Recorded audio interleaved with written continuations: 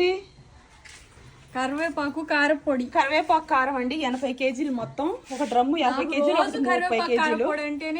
ఇడ్లీ దోశల్లోకి చాలా బాగుంటది. మా దగ్గర 37 ప్రోడక్ట్లు ఉన్నాయి. వీడియో కింద చెక్ చేసుకోండి. మునగాకు కారం, కరివేపాకు కారం, అవిసె కారపొడి, అలాగే ఉసిరికాయ కారపొడి, పుట్నాల పొడి, ఇవన్నీ మా దగ్గర అవైలబుల్ ఉన్నాయి. వాసన వస్తుందమ్మా. వేడి వేడి ఇప్పుడు వేడి వేడి అన్నం పెట్టుకున్నాను, నెయ్యి వేసేసుకుంటున్నా. ఇడ్లీ దోశ అన్నిట్లోకి వేసుకొని తినొచ్చు. కంటి చూపుకి, ఒంటికి, అన్నిటికీ మంచిదండి. హెల్త్కి చాలా మంచిది. అవిసె కారపొడి అయితే, మునగాకు కారపొడి అయితే అసలు మన అమ్మ మనకి ఎంత మేలు చేసింది. సో ఇలాగా గీ వేడి వేడి వేసేసుకొని మన దగ్గర కొంచెం కారపొడి వేసుకొని చూసారా, అబ్బా తినాలి. ఎంజాయ్ చేయడంలో కూడా ఉంటదమ్మా. కారం అంటే ఇష్టపడిన వాళ్ళు కూడా ఈ కారపొడి తింటే మంచి టేస్ట్, మంచి వాసన, హెల్త్ మంచిది. అవును, ఇట్లా కూరలు లేకపోయినా సింపుల్ గా. అవును, పిల్లలకు కూడా క్యారేజ్ బాక్స్ లో వేసి పంపించవచ్చు. దోశల మీద వేయచ్చు.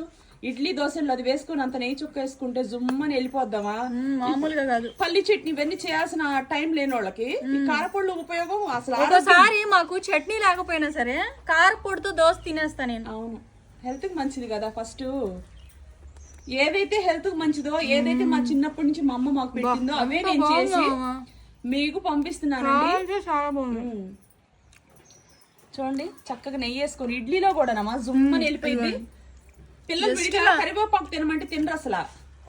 ఏం కూర ఉన్నా లేకపోయినా ఇట్లా ఆమ్లెట్ వేసుకొని ఫిష్ లోకి వేసుకోవచ్చు. ఇంట్లో చిక్కుడుకాయ వేపుడు, దొండకాయ వేపుడు, ఏ వేపుడులోకి కూడా మగ్గిన తర్వాత ఈ కారపొడి వేసేసుకొని దించేసుకోవచ్చమ్మా. హెల్త్ కి మంచిది ఏదైతే మనం అదే వాడాలా.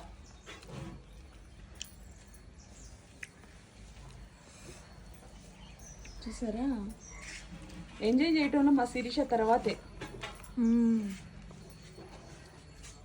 ఆమ్లెట్ వేసుకొని, నెయ్యి వేసుకొని, గుడ్డు వేసుకొని రోజు ఇడ్లీ దోశ చేయగానే వెంటనే అది వేసుకుంటది.